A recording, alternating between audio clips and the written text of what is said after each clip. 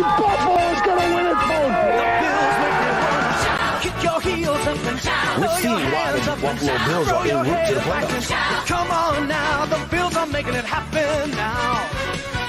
Stand up now, come on and shout. Buffalo Bills go undefeated. And we're going to the Super Bowl. Yeah. Now, baby, come on, come on. No one Come on circles the and wagon shout. like the Buffalo Bills.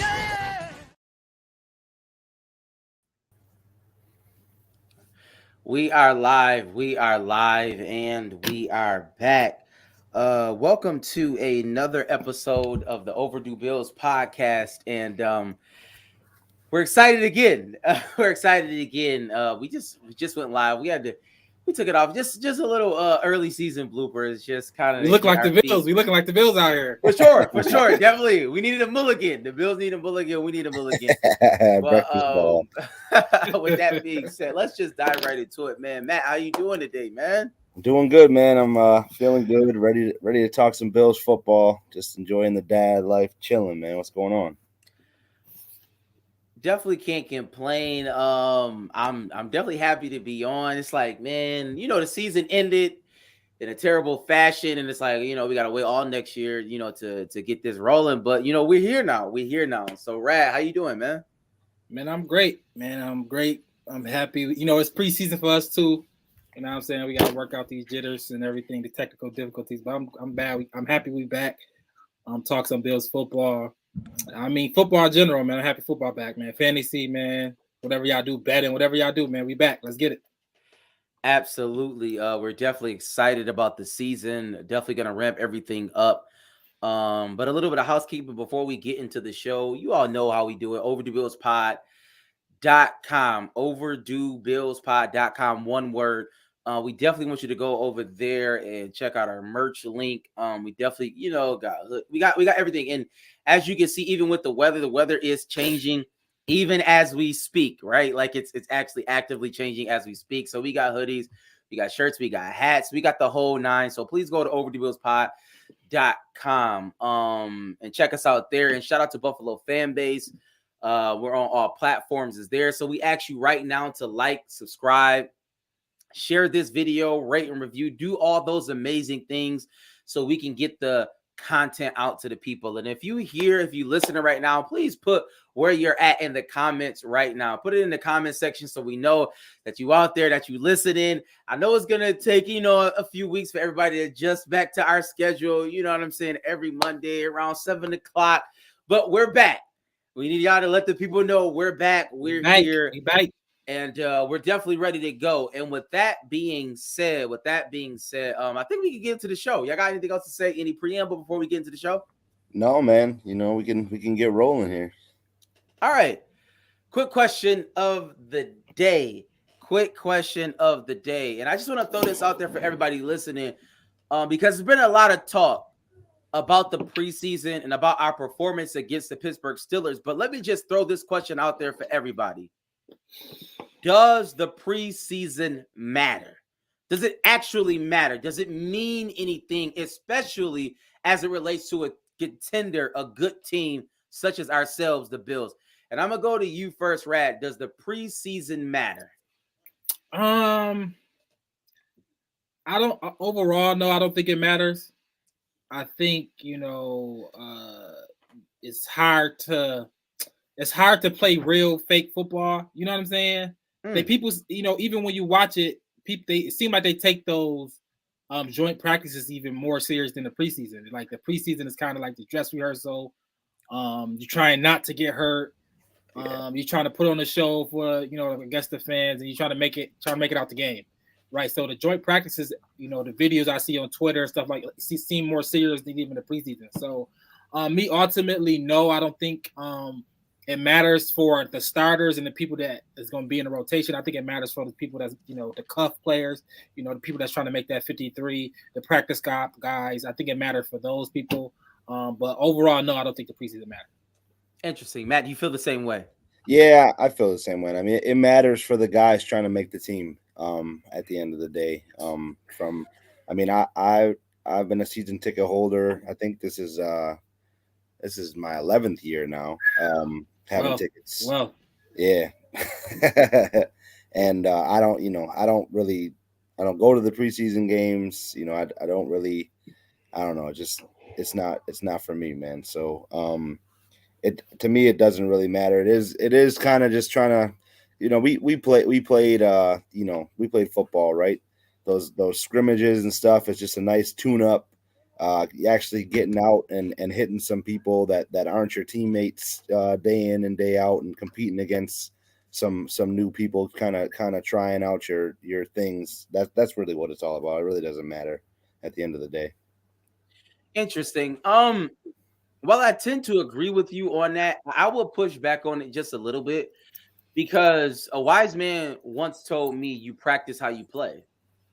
And what I mean by that is, if we're a good team, good things should happen on the field. Like, that's just how I would assume it, right? Like, if you're good, then you should see good on the field generally.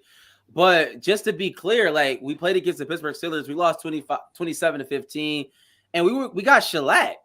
Like, we were all excited that the first unit was going to play in the first quarter, right? That's what Sean McDermott said. So we're like, okay, let's see. Like, what we're expecting is, Josh Allen to get out there and we, hit like a 80-yard, touchdown first drive, down the field type of thing.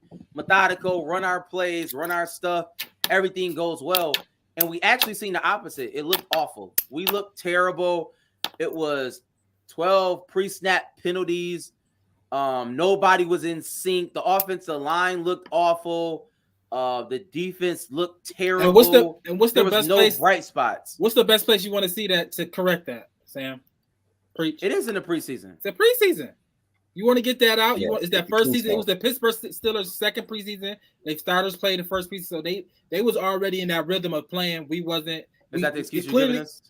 I'm saying, like, watching Most of us, our starters played. The only person that but didn't start watching was us, Josh it felt Allen. like we was practicing. It felt like, you know what I mean, just like our feet was in mud and sand. It just that we didn't meet the urgency that the Pittsburgh Steelers had, because they was at home, the crowd. We just didn't meet it, man. That's how I saw it. So, Matt, is that indicative of something larger, or you're saying it's just a mere bag of shells? It's something that just happened. We can move on. It doesn't matter. Yeah, I mean, I think it's just something we can move on from. At the end of the day, I'm sure they went over, what was bad. These guys are competitors at the end of the day, right? You come out there, you want to play, but we're really looking not to get hurt in this point in the season. Unfortunately, we lost, some people last week. So I think it's just a mere bag of shells, as you would say. And it's just it's not anything deeper that we need to read into. Shout out to our guy Nas. How we do it. But I don't know. I'm not saying it's such a huge deal, but what I am saying is that I didn't like it. Right? Like, I'm not gonna just say that I looked at it. It was just like, oh my God, like, I'm okay with us not looking good. Like, I'm not gonna say, like, I had a lot of texts. I was on a lot of text threads saying the Bills is in trouble. We need to figure some things out. Like, I'm not there yet. I was gonna say we weren't even be fired. Yeah, we weren't even 5 minutes into the game, and you were ready to pack it in. Let's tank. This is it. This is ridiculous. This is the worst. Let's just pack it in. We need another number one draft pick. Let's go. Listen, I'm a realist, but I'm glad I'm actually glad you said that, because I think it is a larger issue at play. I don't think it's just a mere bag of shit. I think it is a larger issue at play, and the larger issue is Sean McDermott. Like, we got to call a spade at some point in our lives. I think this is the point that we need to. So I want to pose this question to everybody. Is Sean McDermott biting off more than he can chew? Because something else happened today. Bills was in the, public news. We was in the national news for something. We're going to get to that. But I want to ask this question first as a precursor. Do you believe Sean McDermott is biting off more than he can chew? He got rid of Leslie Frazier.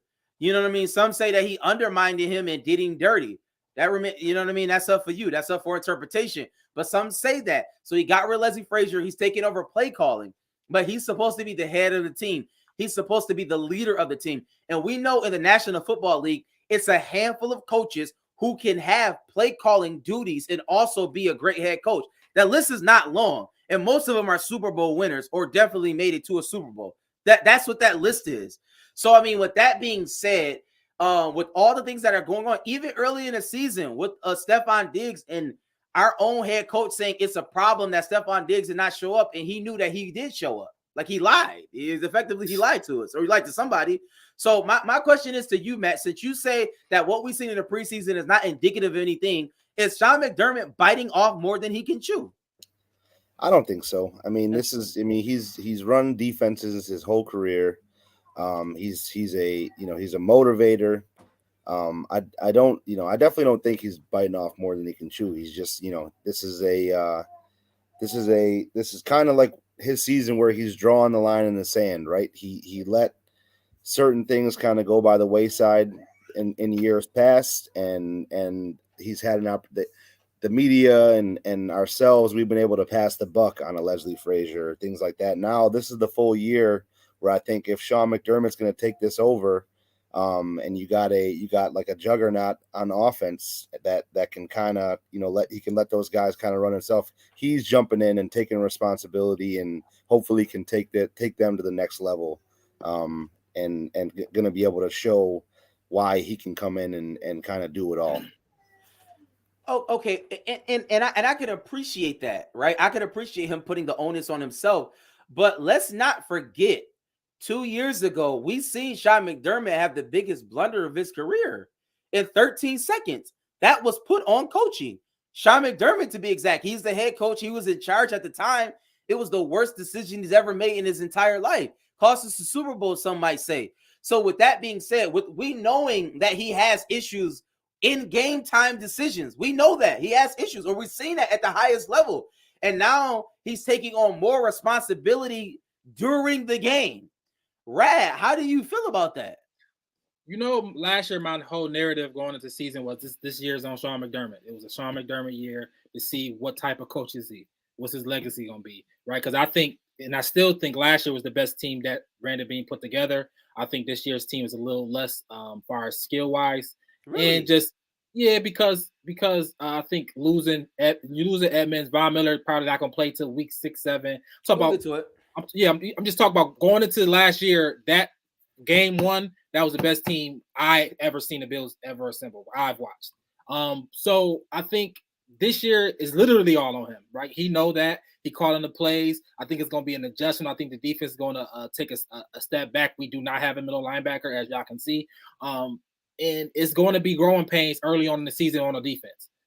Because we got to do some adjustment. Von Miller not going to be there. We have no middle linebacker. It's going to be adjustment. It's going to be all on the offense, and I think the offense is going to show up. I think Josh Allen. I mean, we could talk about. I think Josh Allen going to probably have his best stats wise, his best statistical season this year because he's going to throw for 5,000 yards. Just because I think early on in the season the defense is not going to be where they usually at because some growing pains going to be there, and I think Sean McDermott going to have to figure it out. He's going to have to figure it out. This is all. I think all the chips are somewhat pushed in on him because you're calling the defense, you're the head coach, you're calling the defense, you put it all on yourself. You don't have a middle linebacker, so I think he feel it, everybody else feel it, but I think it's all on Sean McDermott. If he don't get it done this year, I'm ready to move on. Get to a Super Bowl or something. He got to do something better than he already did. Got to make the next step.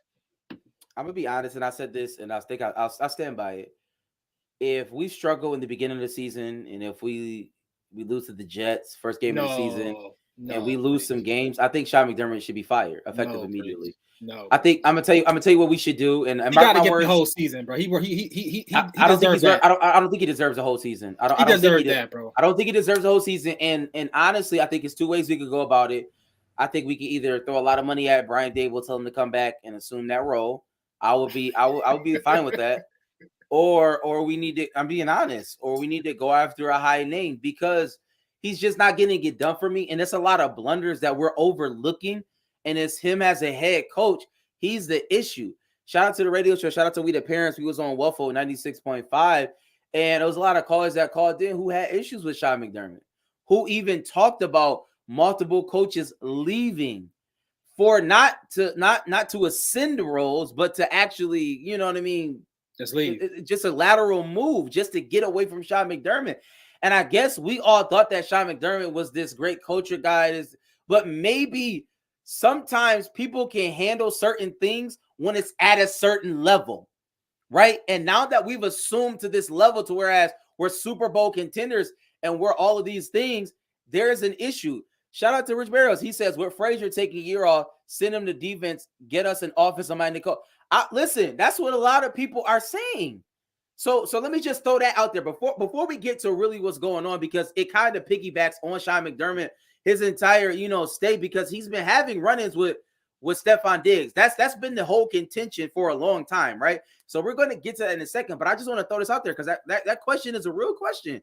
Should we go after an offensive-minded coach to lead our team? I mean, that's where the league is at, to be honest. Bill Belichick is not winning any Super Bowls, if y'all haven't noticed that. Ever since he lost Tom Brady, he's not winning, and he's a defensive-minded coach. But the offensive-minded coach, the Andy Reeds, the McVays of the world, even the Siriannis. I mean, if you just keep going down the list, let's just call a spade a spade. Maybe we should go get Brian Dable. To piggyback on that, no, that's something that I definitely think about, right? Everybody that get hired, obviously you got the Jets who hire Salah, but the Miami got McDaniels. So the offensive-minded coach is the coach that is getting hired with the new schemes, the new way to push the offense forward. They're winning, and they're winning Super Bowls. I'm not against that at all. But I believe Sean McDermott has the team. I don't want to talk as if he's gone already. He's going to fail, because I believe in his team. I believe he can do it. I believe he got the personnel to do it, and I want to believe in Sean McDermott. But if he does not get it done, obviously I do want to move on, and an offensive-minded coach is preferable. I think Josh Allen having that next level, somebody can take Josh to the next level, hand the keys off to the next level. But also it's different because this has been Josh Allen's pretty much offense. Ken Dorsey, Greg Dable, since he pretty much been in the league. So to switch that, to deal with another change on the offensive scheme, maybe not. I don't know if you want to go through that. Maybe you want to keep the same scheme, because we have been having the best offenses. Josh Allen did change his whole career over with these guys. So I'm not sure. We'll see. I'll like to talk about this more so at the end of the season. We'll see. But, I mean, obviously you want an offensive guy if we do move on from McDermott. So, Matt, should we go get Brian Dable? No. Wow. No. Wow. I mean, I'm with Rad. I don't want to talk here like he's already gone and he didn't get it done. Like I said, this is him drawing his line in the sand. He has an offensive counterpart in a Ken Dorsey, who I think can be just fine with this offense. It's really Josh's offense at the end of the day. I mean, obviously Sean McDermott's not Bill Belichick, but Bill Belichick is a defensive coach, and he led that team for years. So I'm hoping that it can translate into something like that. But at the end of the day, the offensive coordinator was pretty much interchangeable there, and it ran just fine. So obviously, if he doesn't get it done, then yeah, let's maybe go back to the drawing board and let's try to find something else that can maybe ascend it. But I don't think the offense is going to be an issue. I think he wants to keep the defense where it is in that top 5 prowess, and to keep us in games, because our offense is going to be able to score. So that's going to be McDermott's job at the end of the day. I don't think that. I mean, listen, our offense is amazing, and I'm not saying anything is wrong with the offense per se. Yeah. But I guess we can kind of even transition, and let me ask this: if Sean McDermott, if he does last the entire season, if we don't win a Super Bowl, he will. He's not. No, yeah, I don't know that. Y'all can say what you want to say. There's going to be We'll see. We'll see. We will see. We will see. But if Sean McDermott lasts the whole season, I want people to answer this in the comment section as well. If we don't win a Super Bowl this year, should we fire Sean McDermott? Should he be fired? So Super Bowl, I don't think it's Super Bowl bust. I think we need to get there. I think this is the best team he's had. This is the best team he's going to have the last 2-3 years. You can't put a better team around this man. You had all the defensive pieces. You had all the offensive pieces. We got a top 2-3 quarterback, a top 5 receiver. We had a top 5 defense. So should he be fired? No, he shouldn't be fired. He needs to make the next step. I don't because Super Bowl is man, that's difficult. You need to get there. We cannot lose home playoff games to Cincinnati Bengals. We cannot lose a home playoff game. If he lose another home playoff game, I say that. If he lose another home playoff game, we gotta fire him. Matt, should he be fired if we don't win a Super Bowl? No, I don't think he should be fired. I'm with Rad too, though. We shouldn't lose to what I view as lesser teams, period, at home. If you lose in the Super Bowl, that's one thing. If you lose, a close AFC Championship game, that's another thing. But I'm not thinking he should get fired if we don't win the Super Bowl. All right. I'm on record, and I just want to say this because y'all know every time I'm on record is generally right. I said it now. If we start off bad, let's fire Sean McDermott. Let's throw a lot of money at Brian Dable. Get Brian Dable back here as a head coach, and I think he can take us to the promised land. So y'all heard it first here today. You didn't bring us to the promised land. All right, it's like saying no, y'all heard it first. Y'all heard it first. It's over. I'm just saying that's like saying Shanahan should be fired. Should Shanahan be fired? No, he ain't won a Super Bowl yet. Yes. If you can't get it done, you gotta fire him. And shout out to Rich. It's just like it is a Mark Jackson situation. Sometimes you can take us but so far, and that's good. Nobody's saying that Sean McDermott is a bad coach. We're just saying you're not the coach to elevate us to a Super Bowl. And there is somebody out there who can push the right buttons, who can do things that's tailor-made to a Super Bowl winning You talking team. about Tony Dungy situation? I was going to say, who's your guy? Yeah, who's your guy out there? I mean, for me to say who's my guy, that remains to be seen. Yeah, we're not what I do know is he's not walking through what I do know is one Bills drive anytime soon. Sean McDermott is not that guy up until now. I can tell you that much. But with that being said, we can transition though. We can transition. He's the best coach I've watched. Well, you watched some sad coaches then. We can transition. Because Sean McDermott has had a running issue with Stephon Diggs, and some new information came out today on national television on First Take. And I told the guys we're going to talk about it because Stephen A. Smith, he is plugged in, say whatever you want to say, and he generally does not say anything out the side of his mouth as it relates to him saying what players have said and things of that nature. I have yet to see that. Yeah, his sources. Yeah, his sources. They're generally right. And he said, source close to the situation. He didn't say close. He just said a source. It could be Stephon Diggs himself. I don't know. But he said that Stephon Diggs wants out of the Buffalo Bills organization.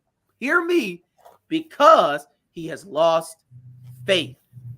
He has lost faith. Now, yes, Diggs has responded and said that wasn't true. But every man that's cheated has also said that he didn't cheat. So with that being said, Matt, to say that, I don't know what that means. Matt, how do you feel about the new information that we heard? Do you think that is true?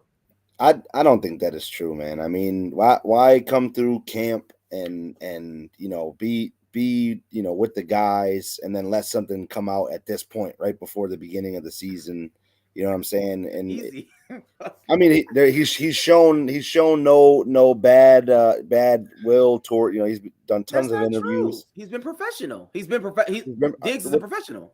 He's a professional. But why at this point would you all of a sudden say, oh yeah, I really want out? And I don't know. I'm thinking it's a ratings ploy. Skip Bayless, they had the highest rated joint last Friday. Stephen A. Smith had to shake something up Monday morning, right? So using Stephon Diggs to shake something up is crazy. Why is it? I mean, we got the biggest fan base media wise. I'm going off on a conspiracy. I'm not. Yeah, going, that's insane because that's not true at all, Matt. But either way though, I mean, if Diggs, he's asked who's the sources, and it is what it is, man. He shut that down. I don't think he wants out. If he would have wanted out, he would have been out, just like he did with Minnesota. You know what I'm saying? If he wanted out, he would have been out, or he would have asked to be out at the beginning of the season when this whole thing started. So this is what I'm gonna say. I don't know if it's true or not. Diggs says not. Stephen A. said his sources. But based on Stephon Diggs' track record, I'm leaning towards it's right. Stephon Diggs don't get the benefit of doubt from me. With the whole Minnesota situation, how he ended last season, how he began this season, how we just looked in this preseason game. A lot A plus B equals, you know what I mean? So I just think that is something there. Now, do I care if he wants out? No, because I don't think we traded him, and he's going to play this season for us. That's all I care about. He's not going nowhere.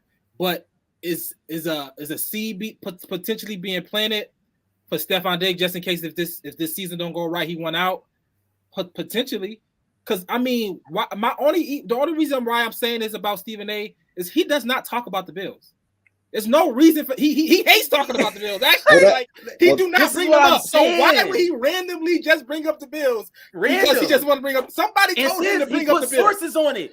Somebody told him to bring up the Bills. I'm sorry, I don't believe he just randomly brought the Bills today. No, let's take a step. Now, if the source valid, I don't know. But what side I'm leaning towards to most is Diggs potentially one out if something go wrong with the season. Yeah, I can see that, but when we talk about sources here, I don't know if you guys just watched the Johnny Manziel documentary on Netflix. Shout out my man lied about his grandfather being an oil tycoon, and the media was checking sources that same year. Nobody thought to fact check the Manti Te'o girlfriend situation. So my trust of the media after watching that is a little bit out the window with the sources. You know what I'm saying? And even Sam, this ain't like that's literally insane what you just said. Is it crazy to believe? Is it crazy to believe that Diggs went out? That's what happened. I'm gonna tell you why. It's not even something crazy. I'm gonna tell you why. It's not. I mean, Devontae Adams left a great situation in the Packers. Tyreek Hill left. Everybody left. Everybody left. I'm gonna tell you why. It's not crazy to think that, but for him to do that at this point when they're really trying to go on a run, why would you try to shake that up? I'm about to explain. Because he just did. He just out at the beginning of the season. Yo, the man literally left and went crazy after we lost the game. Like, I don't know who y'all think we're talking about. Shout out to everybody in the comments. Shout out to everybody. They back Tim, Mo. I'm honest. Shout out to Tim, everybody. We appreciate y'all in the comments, man. The comments is lighting up right now. But I'm gonna be honest. This is why I know Stephen A. Smith was right. One, I got my own source. I don't know if he's right, but he got a source. I'm gonna tell you why he's right. I got my own sources. Everybody know that I'm plugged in. Also, pause. But Stephen A. said the key thing he said was he's losing faith in the organization, and I know that to be true. That's true. I know that to be true because the organization is a mere bag of shells. We know that Sean McDermott is nonsense. Like we know that Sean McDermott is lying. He lied in the beginning of the season and told us that he's concerned about Stephon Diggs not being there, and he was there. He was literally there. He lied. Why would the head coach lie on somebody saying they not there and they there? Somebody tell me. He's a liar. Diggs clearly got wrecked with somebody in the organization. Is it McDermott? Clearly. I don't think it's Giles. It might be McDermott. It might be me. I don't know. But he has an issue with somebody in that organization, right? So, and that's true. I think that's obviously now him coming out denying. So it gives me some. He denied the accusation. He had this tweet. He thought he ended this months ago, whatever. But the skeptic in me says this is all a seed that he potentially planted if he wants out. That's just me. Real quickly, we're moving on because we got to go to hotspot positions. We need to talk about some positional battles and what's going on the field. But just real quickly, put up Tara's post. And this is my issue with Sean McDermott. Do you see it, right? No. Okay. She said, did he lie or did he not know he was there? If Sean McDermott did not know that he was there, that's the issue as well. And he was in a meeting. They said it was a meeting. Why is Sean McDermott not in the meeting? If you don't know that Stephon Diggs is there because he's running the defense, and I want the defense. He's the head coach. Y'all wow. I'm done. Sean McDermott needs to know Stephon Diggs there. Period. Especially if he's in a meeting talking about team business and priorities. All that. Listen, go get Brian. Go get Brian Dable. Pay him a lot of money. He can come back and coach the team. Let's talk about some hot spot positions, y'all. Because I'm gonna just go to it. Let's go to middle linebacker. Some say this is the biggest blunder the Bills has ever performed in not signing a Tremaine Edmonds because our middle linebacker position is worse. And one of the greatest takes I've heard is that our defense is actually going to be worse because Tremaine Edmonds being in that middle linebacker position also helped everybody else, a la a Matt Milano. Having a Tremaine Edmonds there who can help in the passing game, who can help in run stopping, who is a big man in stature, can go laterally all over the field, helps a person right next to you. That's a fact. He does help him. You hated him. Who? Tremaine Edmonds. I call Tremaine Edmonds a top 10 middle linebacker. I actually said that on this podcast. Okay. I did. Whether I hated him or not, he still was a sound like top 10 Stephen A. linebacker. right now. I'm just being honest. Tremaine Evans was a top 10 linebacker. But my point is that it doesn't just affect our middle linebacker position. It affects everything else around it. He was a caller of our defense. He was very instrumental. I did hate Tremaine Evans because every time he tackled, he fell backwards. I did not like that. I don't like my tacklers doing that. But I also gave credit where credit was due. I said that he was a top 10 linebacker. Let's just call it spade a spade. But answer that question, Matt. He's not on the team. He's not on the team. Yeah. We have AJ Klein. He's legit bad. He's a bad football player. Shout out to AJ Klein. I have no issues with AJ Klein. He's old. He's not good anymore. I mean, let's just look at it. I mean, obviously, I hated not re-signing Tremaine Edmonds, especially after signing the Ed Oliver deal that we pretty much essentially gave him the same amount of money that Edmonds was looking for. So I thought that was a more replaceable position with a Puna Ford and a Jordan Phillips and letting Ed Oliver play his last contract year. Anyways, but we lose that step of athleticism for sure from Tremaine Edmonds to everybody else that's in the group right now. Obviously, we are in a learning curve at the middle linebacker position, which is a very bad spot to be in. But I don't to say that we're going to be worse. Obviously, the linebacker room is worse, but I think overall as a unit, it's not going to make us worse because those guys can still play. And then there's also the bright spot in the Dorian Williams that I think with some time he can come in and step into that role because I think he's the best middle linebacker in that room right now. He just has to play. I mean, he led the team in tackles the first preseason game. He led Tulane in tackles for 3 seasons. So he's a player. He's a tackler. He's a leader on the defense, and I think he can step in and take that role. He's just going to need some time, and he eventually will this season take over that role. But AJ Klein is definitely I actually like that comment with the Lorenzo Alexander. He's going to be the vet in the room. Y'all gotta be able to make some plays, man. I like that. But him being there, he'll be able to teach the young guys and bridge that gap for a little bit. I think halfway through the season, I think Dorian Williams will step right into that role throughout the end of the season. Let me push back on that because that's insane. First of all, that's insane. Because Sean McDermott said Dorian Williams would not play middle linebacker. He literally said that out of his own mouth. So he's a liar, or is he not a liar? Or is he a liar? Well, you already kind of proved the case. He said that Dorian Williams playing behind Matt Milano right now, but I think he can with what we got in that room. I think he'll still go right into that role. But if our head coach who fired Leslie Frazier and assumed defensive coordinator role, he said that the rookie Dorian Williams will not play middle linebacker. He said that out of his own mouth. So if I believe him, he's not going to play it. AJ Klein is bad. Sean McDermott said yesterday that Tyrell Dawson is bad. He said Terrell Bernard is hurt and bad.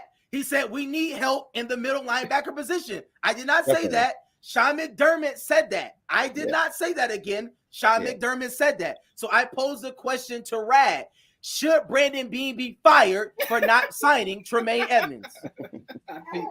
I think it's a puzzling decision, right? When we go back to the Doug Whaley decision to not re-sign the cornerback Gilmore. I was livid about that. I'm like, why is we not bringing back a top 5 guy that we drafted? It's crazy. It's craziness.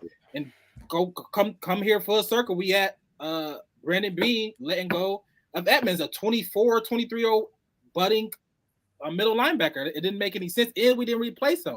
Like I really have no clue why he did that. Our defense is going to take a step back. We do not have a middle linebacker. It's a glaring hole. People are going to exploit it. It's too obvious. AJ Klein, Terrell Dodson, whoever it is, we do not have one.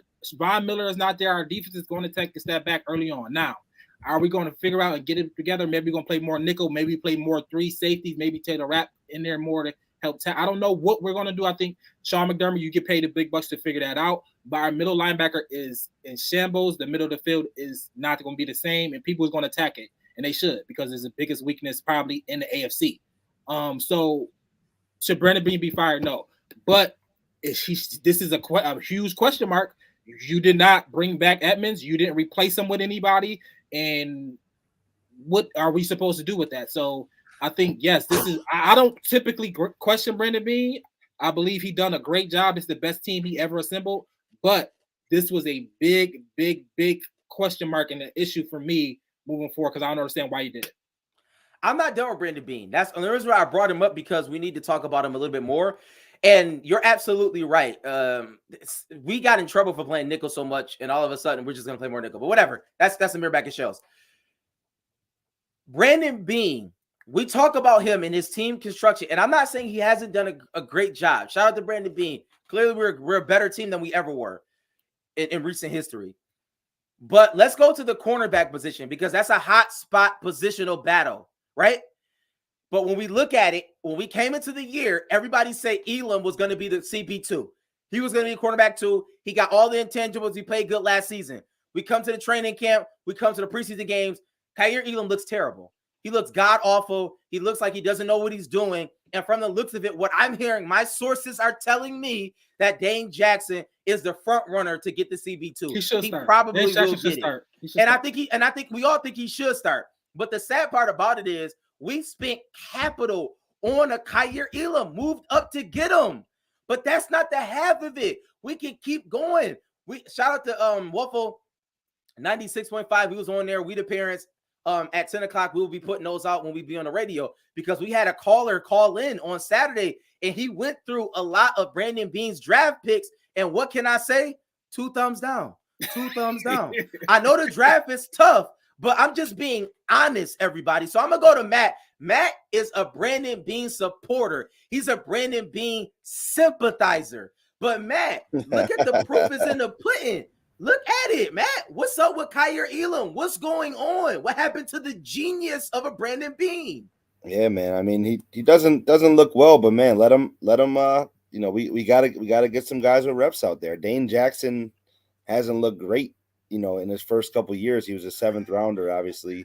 But he's beating out. At the end of the day, he looks good right now. He's getting reps. Let Elam get some reps.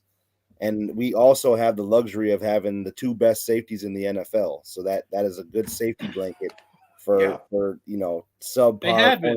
We got one of they haven't even played, bro, all last year, bro. Come on, man. It doesn't matter. You gotta give them matter. You gotta give them that. Poyer guy has been the best safety duo in the NFL. We gotta stop saying that, y'all boys.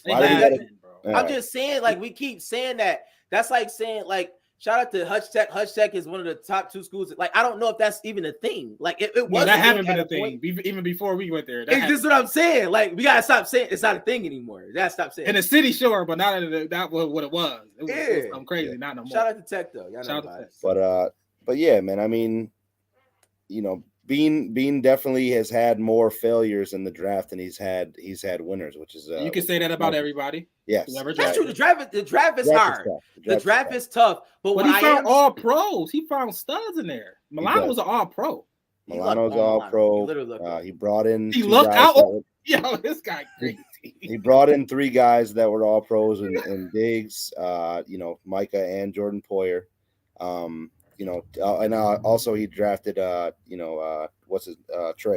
that was also another all pro. So like I said, he's got more failures than winners, but that's pretty much 90% of the GMs in the NFL.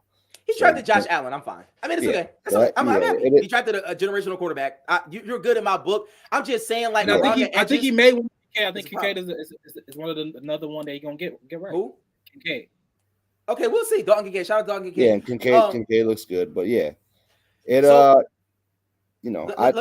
feel like he's all right though. I'm with you. Listen. Yeah. Brandon Beane is fine. I'm not ready to fire him. Sean McDermott is a different discussion, but I do want to ask this. I want to ask this. And Whaley did draft Trey. Yeah, you're right. He did draft. He made that trade that was the Mahomes year. Let me ask this. We're talking about hot spot positions, and we're going to be off in a second because we're definitely about to talk about the O-line in depth a little bit. Then we're going to get off. But I do want to talk about Khalil Shakir in the wide receiving room, because a lot of people last year, and I'm looking in the comments, and a lot of y'all was saying, let's give Shakir some time. He got hands. Blase, blase, blah. I'm just telling you what my sources are telling me. That's all I can do is tell you what my sources are telling me.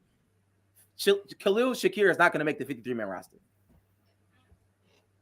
That's what I heard. Isabella gonna make it over him? They saying that they trying to get Andy Isabella to make the team. Obviously, Sherfield, obviously Hardy, and I think it's the other guy. I can't think of his name. His name is the big dude, the rookie. One of the Justin Shorter. Shorter's gonna make the team. He's gonna be the 6th wide receiver. That's what I heard. He's not trash. That's my sources. My sources. Well, this is if we're going back last year, Khalil was one of the best receivers we had. He was better than McKenzie. McKenzie was bad. So that was my whole thing. Last year, he was better than what we had. We had Isaiah Hodgins that we let go on practice squad. We had Shakir. We had Crowder who was hurt. We had McKenzie who was not good. So we had to bring back Beasley and it was bad. So I thought Shakir should get in the game because he was better than all the people we had. Now they upgraded that position. Hardy, they brought us some real receivers, bro. They brought us some real guys, some real studs. In the Isabella, I get it. He was a 2nd round pick. He had high pedigree. You know, he bounced around, but I still like Shakir. Hopefully he'll make it. Maybe he'll practice squad guy, but I like Shakir still. But I'm talking, my whole love for Shakir was based on last year wide receiver room, which was bad after the first 3. Because McKenzie, I knew McKenzie was bad. So that's what I'm saying. Yeah, I mean, at the end of the day, you know, I'm looking at Diggs and Gabe. Gabe looks good. Coming into it, whoever's in that 3-4 role, they're pretty much interchangeable. I think you just want a guy who can come in there and make plays. So if it's not Shakir, if he becomes a practice squad guy, you know, I think you can plug in anybody in that room in that slot and they'll be just fine. I'm gonna be honest because Mike came at me. I did like Shakir. He was solid last year. He was. He had he some could catch. Even in the preseason now, he could catch. Clearly. Yeah, but I think he goes up. I just alluded to that Pittsburgh game. Where he went up in between the 2 defenders and caught that. I think it was like a 40-yard catch. Like he can play. He's shown flashes of being able to play. For Shakir, I don't think we need him. I don't think he's special. He's not a slot. These other guys are better slots. If he's trying to become a slot player, he's not. Sherfield and these guys are better. He has no place on the field. He's gonna have to become behind Diggs in the X or Y, and that's like, you know, it's not gonna ever play. He's not gonna ever play. Maybe he can make the practice squad. But as far as the pass catchers, I do like Dalton Kincaid. Yeah, I thought Dalton Kincaid he's had a great preseason. He's showing us promise. He's better than Dawson Knox as it stands right now. From what I'm hearing. My sources, people can say that they don't believe my sources, but I mean, my sources are my sources. Everybody know I'm plugged in. I'm hearing that Dalton Kincaid is really looking at least 5 to 6 targets a game, and it may be more as it stands right now. And that's what they're preparing for him to get, about 5-6 targets a game, maybe more. Hopefully, use him in the red zone. That's what I'm hearing. So that remains to be seen. But I think we need to stay on the offensive side, because there are 2 things we need to talk about, because we did sign Ty Johnson, a running back. I'm not really sure why we signed him. Maybe because Damian Harris is not going to play. I think Damian Harris might get cut. But let me ask y'all this. Why not sign somebody else that's better? We'll see. Ty Johnson. I don't know why they did that. That's why I think special team. That's not like a special team type of. Ask Brandon Bean. But let's talk about the offensive line, because we need to talk about the offensive line. Prayers out to Tommy Doyle, out for the season. But last year, I said it ad nauseum. Nobody wanted to listen to me. I said that Deion Dawkins, he actually is not good. And I think that a lot of stuff is bearing that out, because Deion Dawkins is getting beat every time. Every time I literally look at the film, the defensive end that Deion Dawkins is lining up against, I swear, it just seems as if he's always touching Josh Allen. I don't understand it.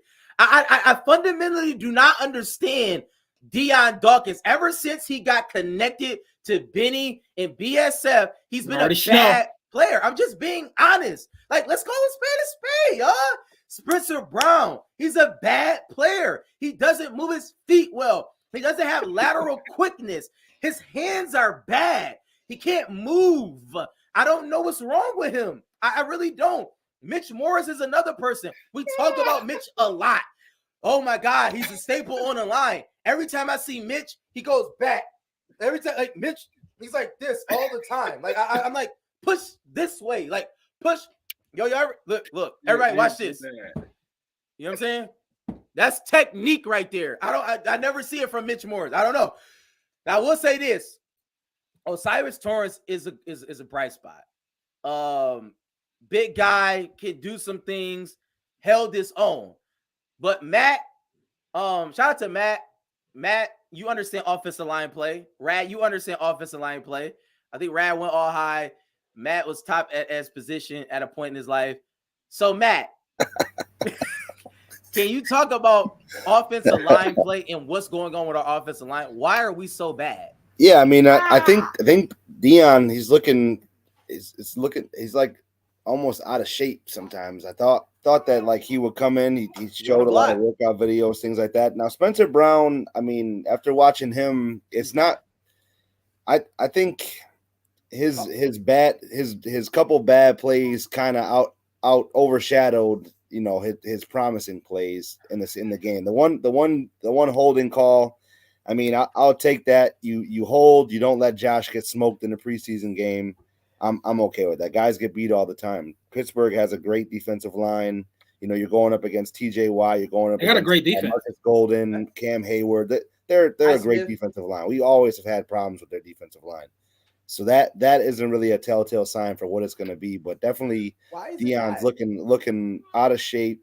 He's looking like he needs to definitely turn it up. And Spencer Brown going to have to do the same. I'm more concerned for our depth at tackle right now.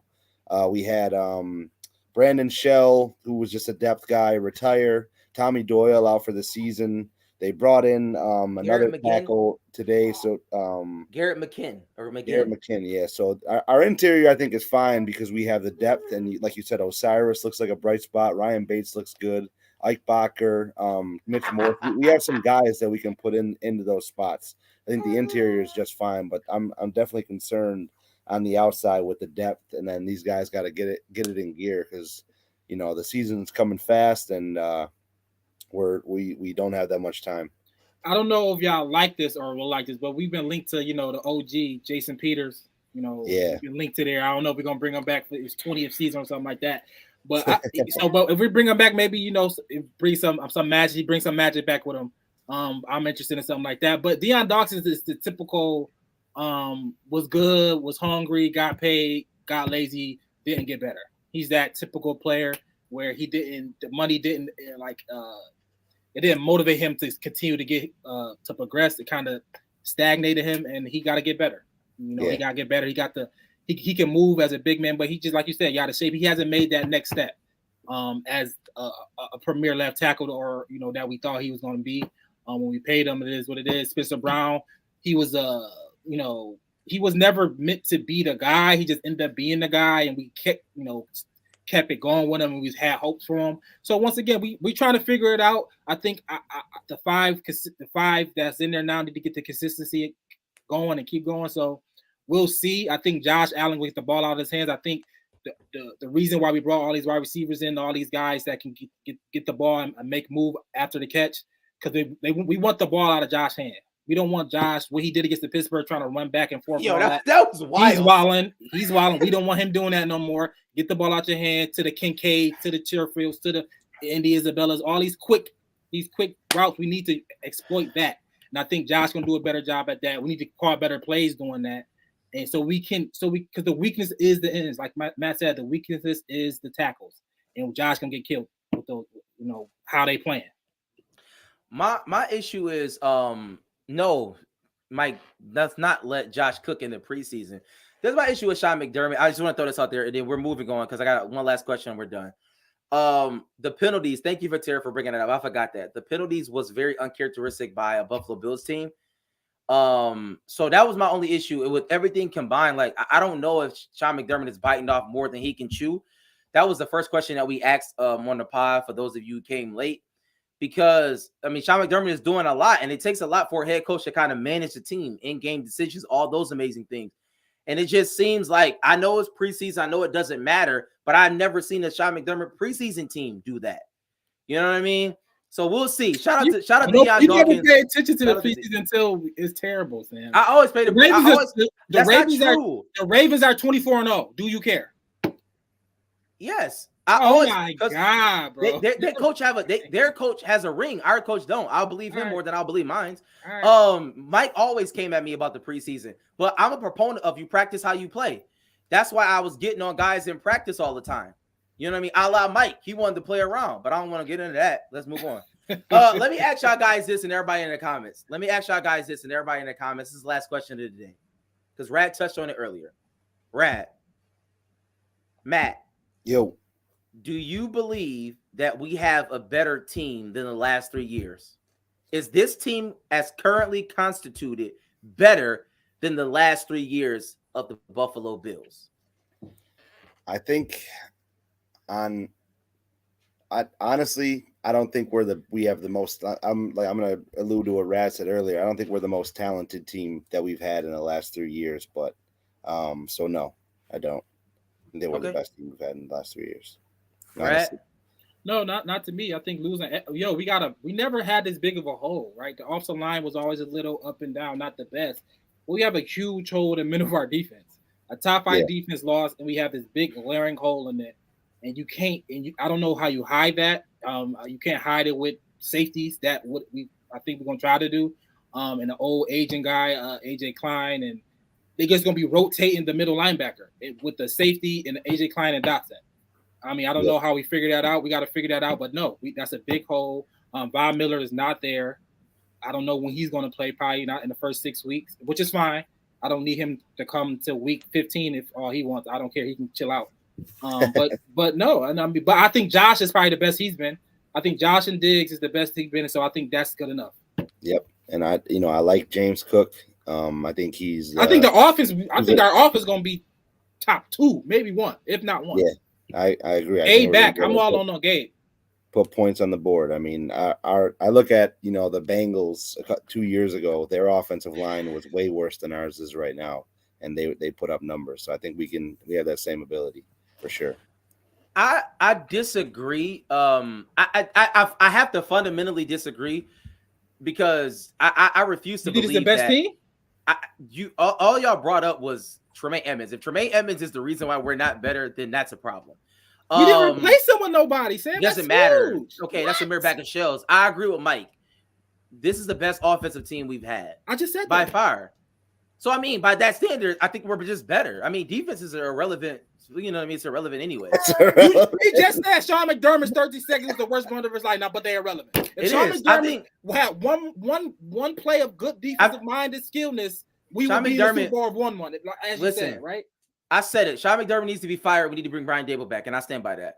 But what I'm saying is that on our offense, and this is the problem. The reason why our defense is bad, I'm gonna tell you why. The reason why our defense is not as good is because Brandon Beane has not drafted well. A.J. Ebenezer, and Oliver. And Oliver is terrible. Boogie Basham. I mean, do you want me to keep continuing? Like, you know what I'm saying? If our offensive skill players are good, name the good offensive skill players. You and Mike. Stephon Diggs. Josh Allen is the best quarterback in the league. Some say. Everybody else y'all hate. Dog Kincaid, James Cook, Hardy, Sherfield.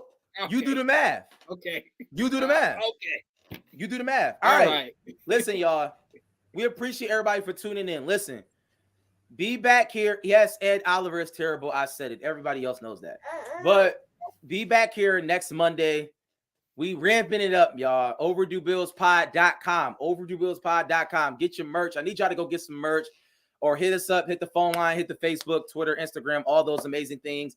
Shout out to Buffalo fan base.